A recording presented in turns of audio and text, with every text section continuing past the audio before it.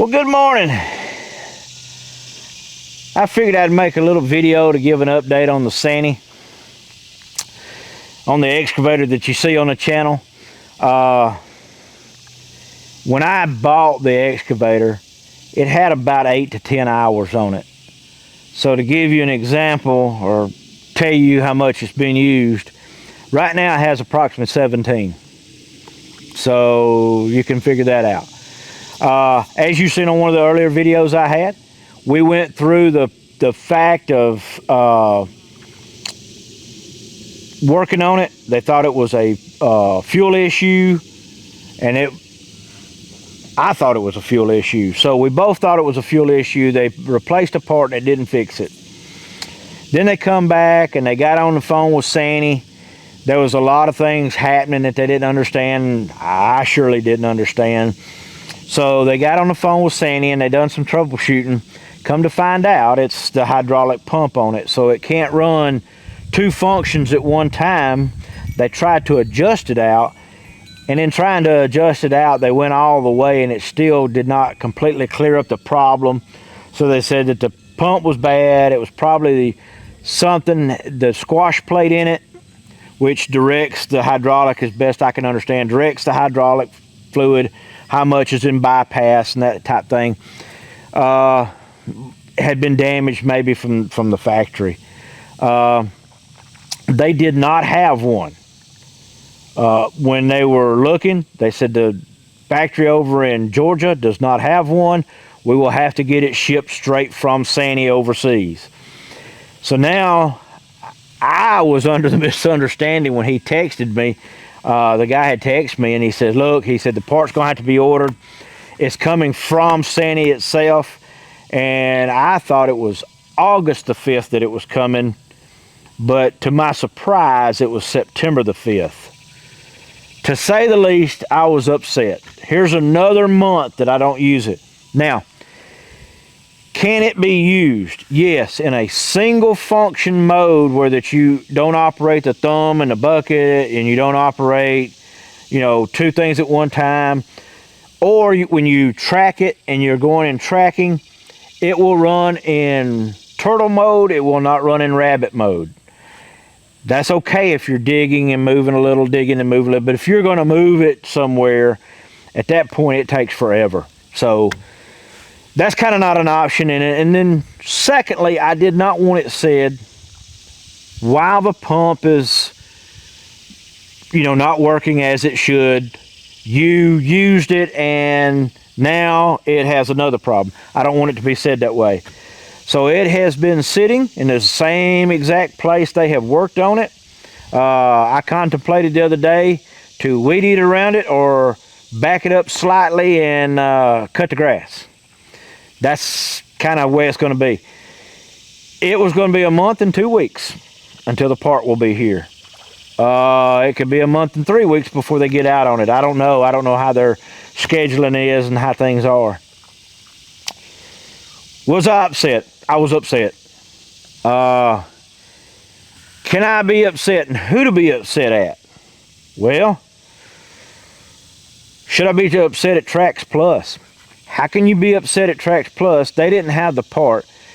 And the thing about it is, you look at their parts that they do have, they have quite a few parts, especially over there in Hickory, Mississippi, that I could tell. They have quite a few parts.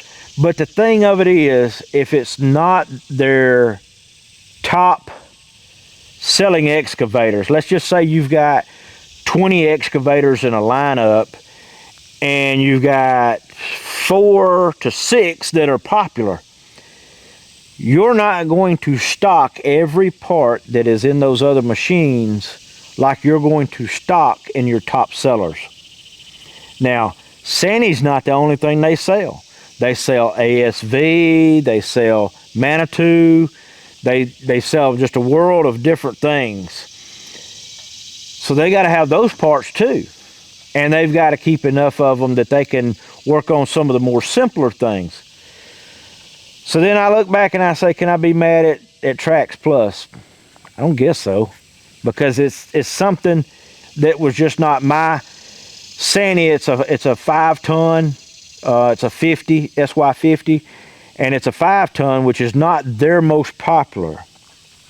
One of their popular ones is an SY35, which is a 3.5-ton, which is your plumbers, your landscapers, and things like that. They really like because they can pull it with just a regular 3/4 truck. Then you have some of your popular ones, like you get into your 215s and your bigger machines that are very popular, and they keep those. But by the time you keep those parts and you keep all the other stuff you have that might break down, you have a parts warehouse. And it takes a large chunk of money to keep that many parts in stock. So now let's look to Sany. I think that Sany may feel the same way, or they may have had a run of parts for the SY50 that had bad pumps. I don't know. Since I'm not at Sany, since I don't work at Sany, I can't sit here and just blame them, say, well, it was Sany's, not having a part.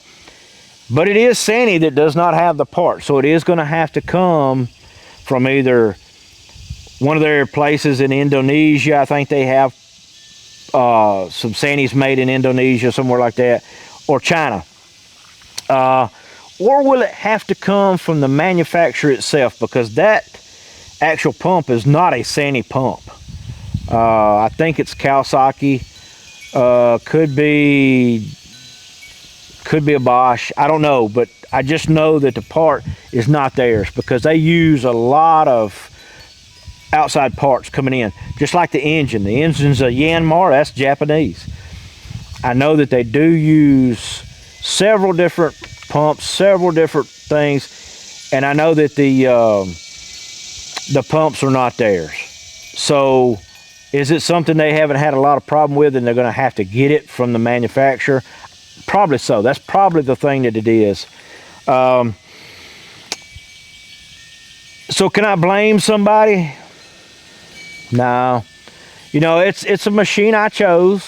It was a good price, but it does hurt your feelings that the machine's not running. I can't really use it. Second thing is, as far as that goes, I wish they would have had the part. I wish it wouldn't have took this long. And that's kind of the way it is. When you go to something like this, I see so many times, there's a Facebook group out there that is Sany. In a roundabout way, I got somebody to sign up for it so I can see what all Sany puts out. There's a Sany owners group, and I just wanted to see what they put out. There's nothing but praise for every Sany that's out there. They'll tell you that there's, it's not a Kubota, it's not this, it's not that, but they said it's so close, and the price difference is what made it. So that's what made it for me. I would have probably went with something else had the price not been so high. I really like a Komatsu. I think that they're a good machine.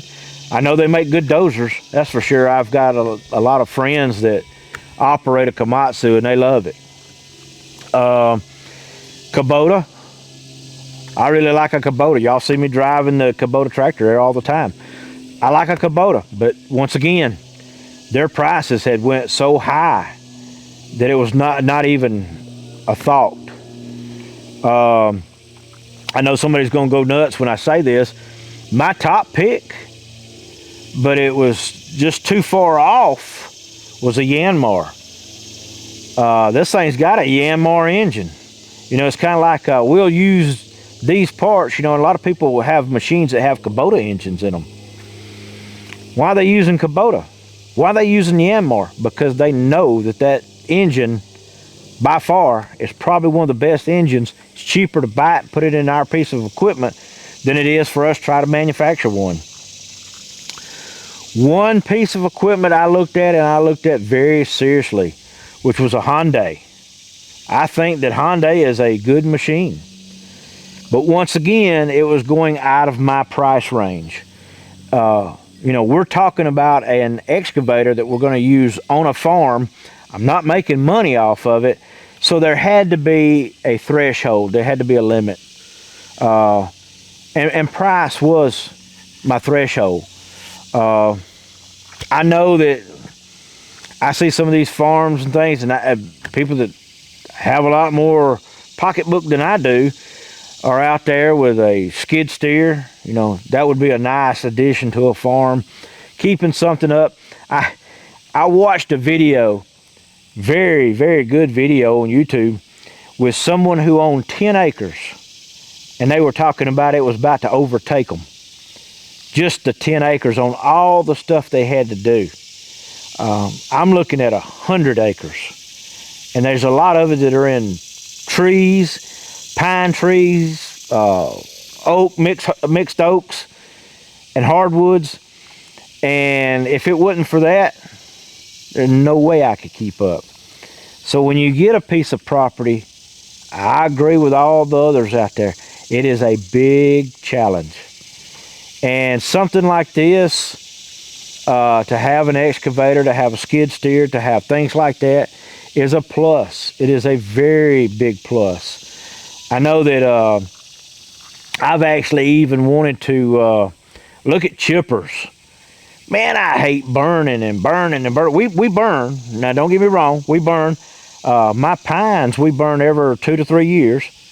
And I want to keep it that way. That keeps down the fire hazard. That keeps down the risk of something happening and catching a fire. It keeps the risk down. I didn't say that it does away with the risk. It just keeps it down. Keeps it under a manageable situation. When they come in here, if something were to catch fire, there's fire lanes built here on the place. All they've got to do is drop a blade and clean them back out and get that fire stopped. So that's one thing that I agree with. A big pile of brush all the time is not something I enjoy, just burning, because you always worry that it's going to get out. So that's one thing, a chipper, but it's not the most needed thing. So you have to bypass those type things. To say that I'm upset, I was upset for quite a while. I held this video off. I said, you know, I'm not going to make it after I'm ill or mad or anything like that. I'm going to wait a while. I won't think it through. The one thing that I guess that I can look back and say, okay, this is something that kind of upset me. I was not offered another machine while mine is down. I was not even offered a reduced cost on a rental to get some things done. Not even a reduced cost. Now that did upset me, and that does upset me. It's kind of upsetting, but I can understand kind of from their perspective, you know. And I look at it this way: even though I'm not a contractor, even though I am not somebody who's going to have have it each and every day to make a living, it would be nice that you're offered the same courtesy that they are. You know, I bought a machine. You know, I bought a machine. I paid for it outright, saved up, and it was bought outright. It still ain't fair, you know. I look at life. Life isn't fair either. But we live through it. We make it through. I have put some things on the back burner while that thing is down. It's going to be another probably 2 to 3 weeks before they get it up. And right now, I need to be using it. There's things that I could be getting done right now. There's things before winter comes along that I need to get done. That's almost a must. So just had to keep, you know, going through it. And I don't know how many of my people out there that watch, what few that do, are faith-based, but I just always say this: pray about it, and the Lord will let you know how to go through it. Just keep praying, and He's going to lead you on. But I do appreciate everybody that watched. I thought I would give you this update. I didn't mean to make it so long. I wanted to give you this update on the Sany. From the time they worked on it to the time that the part comes in will be a little over a month. Be about a month and a week. So I don't really relish that part of it, but I guess it just has to happen. So we'll keep trudging along. I'll keep making videos. I've got a pond over there, the back of the dams. We still got to work on those. It's just a little bit too wet. I'm still cutting 6 acres of grass each and every week. If y'all would like to see some of those videos, just let me know. I'll show you some grass cutting. I mean, goodness gracious, I cut the grass. I go through about $120 worth of fuel a week. I mean, a month to a little under a month to do it. So we'll just keep trudging along. I appreciate you watching, and thank you for my few subscribers. I appreciate you. Thank you.